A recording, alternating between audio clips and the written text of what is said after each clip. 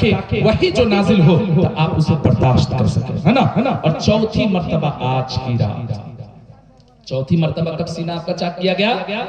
آج کی رات آپ کا سینہ چاک اس لیے کیا گیا، اسے آب زمزم کے پانی سے سینہ چاک کرنے کے بعد پیٹ کے اندر کے جتنے اجزاء ہوتے ہیں سب کو نکال کر کے آب زمزم سے غسل دیا گیا، اور اس کے بعد پھر سے سیٹ کر کے بند کر دیا گیا سینہ۔ اور قسم خدا کی تاریخ گواہ ہے، نبی دو عالم صلی اللہ علیہ وسلم کا سینہ چیرا گیا لیکن ذرہ برابر نشان پیدا نہیں ہوا۔ سبحان اللہ، مچل کر بولو سبحان اللہ۔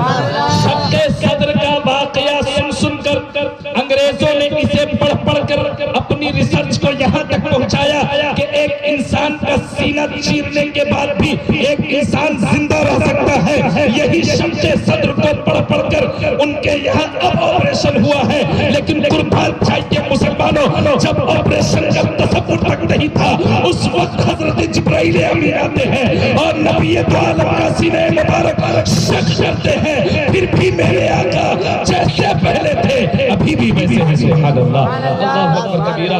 میرے آقا صلی اللہ علیہ وسلم کا چوتھی مرتبہ جب سینہ شق کیا گیا وہ آج ہی کی رات ہوا تھا۔ اب سینہ شق کی ہوا ایک بڑا سوال، ایک کوسچن آپ کے ذہن میں پیدا ہوتا ہوگا، آقا کا بچپن میں ہوا، بچپنے کے لہو لعب کو نکالنے کے لیے، دوسری مرتبہ ہوا جوانی کی کچھ جو خواہشات ہوتا ہے اس کو نکالنے کے لیے، تیسری مرتبہ سینہ شق کیا گیا تاکہ وحی کا بوجھ میرے آقا کا سینہ مبارک برداشت کر سکے۔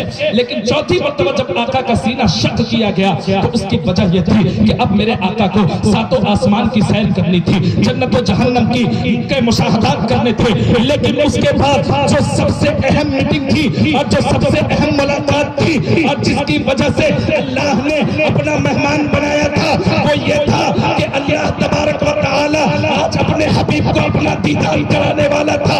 آپ کو معلوم ہوگا حضرت موسیٰ کوہ طور سے صرف خدا کے نور کے خدا کا ایک جلوے کی ایک کرن دیکھی تھی تو آپ بے ہوش ہو کر گر پڑے، لیکن میرے آقا نے اپنی نگاہوں سے خدا کا دیدار کیا۔ اسی دیدار کو اس صلاحیت کو پیدا کرنے کے لیے اللہ نے آپ کا سینہ نور سے جب غسل دے دیا تو آپ کا سینہ اب اتنا مضبوط ہو چکا تھا کہ اب آپ خدا کی زیارت کر سکتے تھے۔ سبحان اللہ۔ اب معراج کا سفر شروع ہوتا ہے۔ میرے پیاروں میں بہت شارٹ میں بتا رہا ہوں کیونکہ وقت کی قلت دامن گیر ہے، علماء کی ایک لمبی فہرست موجود ہے، لیکن جو ضروری باتیں ہیں وہ سننا بھی ضروری ہے۔ لیکن میں بتا دوں اب معراج کا سفر شروع ہوتا ہے۔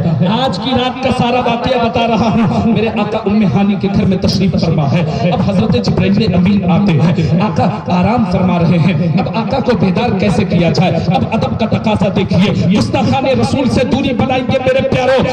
لوگ آقا کو اپنی طرف بسر کرتے ہیں، لیکن آج نیند سے بیدار کرنے کے لیے کوئی عام شخص نہیں آیا ہے بلکہ فرشتوں کے سردار حضرت سیدنا جبرائیل امین آئے ہیں۔ اب ادب حضرت جبرائیل امین دنیا والوں کو بتا رہے ہیں، وہ گستاخان رسول سنو، ادب کا طریقہ یہ ہوتا ہے، ادب کا سلیقہ یہ ہوتا ہے۔ آقا سو رہے ہیں، نبی دو عالم صلی اللہ علیہ وسلم کی آنکھ لگی ہوئی ہے، حضرت سیدنا جبرائیل امین آتے ہیں۔ اب آپ نے اپنے ہاتھوں سے نہیں اٹھایا، اپنی آواز کی مدد سے نہیں اٹھایا تو کیسے؟ تاریخ گواہ ہے، تاریخ کی صفحات کو کھول کر جب آپ پڑھیں گے تو آپ کو پتا چلے گا فرشتوں کا سردار آقا کو اٹھانے آیا تو نہ آواز سے اٹھاتا ہے نہ ہاتھوں سے اٹھا رہے ہیں، بلکہ جبرائیل امین نے اپنا نورانی لب حضور کے قدم ناز پر رکھا تاکہ جب حضور کے قدم پر میرے ہونٹوں کی تری پہنچے گی تو آقا کی نگاہیں مبارک آقا صلی اللہ علیہ وسلم نے آنکھ کھولی، کہا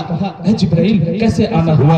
کہا اللہ نے آپ کو آج اپنا مہمان بنایا۔ مچل کر بولو سبحان اللہ۔ اب میرے آقا صلی اللہ علیہ وسلم وضو فرماتے ہیں، سفر کا آغاز کرتے ہیں، اور پھر وہی مسجد حرام سے مسجد اقصی کا جو سفر ہوتا ہے، لیکن ایک براق جو آپ کے سفر کے لیے لایا گیا تھا اس کی تیز رفتاری کے بارے میں لوگ بتاتے ہیں، کتابوں میں لکھا ہے اتنا تیز رفتار تھا کہ جہاں ہماری نگاہوں کی انتہا ہوتی ہے وہاں اس کا پہلا قدم پڑتا تھا. بچل کر بولو سبحان اللہ.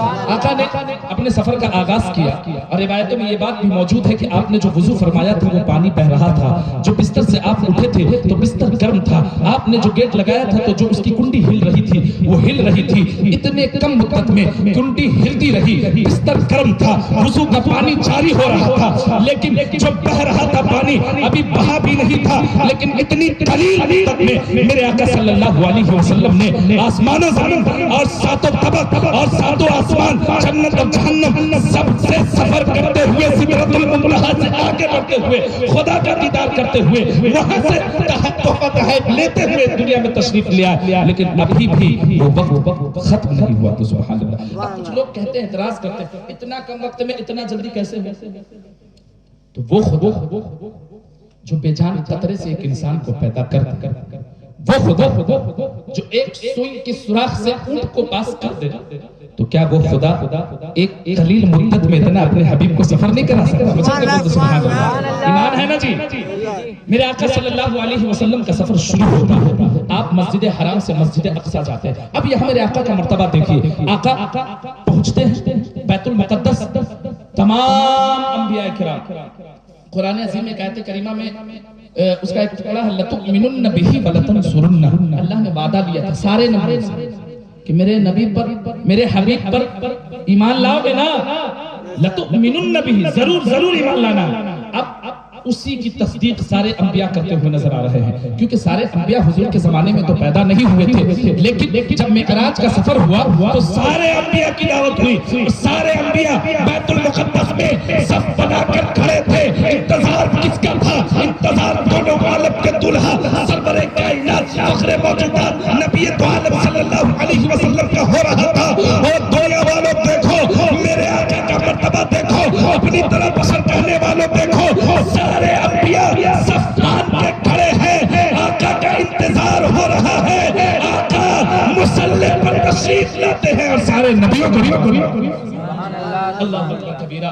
اب میں بتا دوں, پھر پہلے آسمان سے ساتویں آسمان تک کا سفر ہوتا ہے بڑی تیزی کے ساتھ. پہلے آسمان پر حضرت آدم سے ملاقات ہوتی ہے, دوسرے آسمان پر حضرت یحییٰ اور عیسیٰ سے ملاقات ہوتی ہے, تیسرے آسمان پر حضرت یوسف سے ملاقات ہوتی ہے, چوتھے آسمان پر حضرت ادریس سے ملاقات ہوتی ہے, پانچویں آسمان پر حضرت ہارون سے ملاقات ہوتی ہے, چھٹے آسمان پر حضرت موسیٰ سے ملاقات ہوتی ہے, اور ساتویں آسمان پر حضرت ابراہیم علیہ السلام سے ملاقات ہوتی ہے, جو میرے آقا صلی اللہ علیہ وسلم کے خاندان کے سرپرست مانے جاتے تھے. وہاں پر سب تمام انبیاء سے راز و نیاز کی باتیں اور گفتگو اور سلام و کلام ہونے کے بعد اب میرے آقا صلی اللہ علیہ وسلم کو ساتوں آسمان کی سیر کے بعد جب سدرۃ المنتہا تک لے جایا جاتا ہے تو اب یہاں سے جبرائیل امین کہتے ہیں, اگر یک سرے مودے پر تر پرم فروغ تجلہ بسوزت پرم, یا رسول اللہ اب اگر میں ایک بال کے برابر بھی آگے بڑھا تو میرے پر چل جائیں گے, کہ میرے اندر صلاحیت نہیں ہے میرے آقا,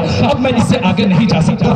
اب آگے کا سفر آپ کو تنہا کرنا ہے. میرے آقا صلی اللہ علیہ وسلم سفر کرتے ہیں, سفر کرتے کرتے خدا کی بارگاہ تک پہنچتے ہیں, خدا کی زیارت ہوتی ہے اور پھر خدا سے راز و نیاز کی باتیں ہوتی ہے.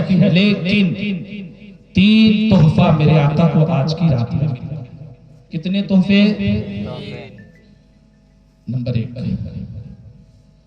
سورہ بقرہ کی آخری 3 آیتیں جو آخری رکوع ہے مان لیجیے, یہ میرے آقا صلی اللہ علیہ وسلم کو بطور گفٹ, یہ زیادہ ہوا لگے گی آپ لوگوں کو, بطور تحفہ اللہ تبارک و تعالیٰ دیتا ہے.